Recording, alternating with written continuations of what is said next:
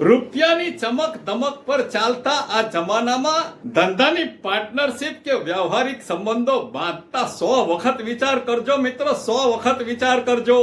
ગદ્દારીએ માજા મૂકી દીધી છે તેનો જીવતો જાગતો પુરાવો. શૈક્ષણિક સંકુલની અંદર જરૂરિયાતની સાધન સામગ્રી સપ્લાય કરતી બારડોલીની કંપની એના પાર્ટનરોનો વિવાદ વકરી ગયો.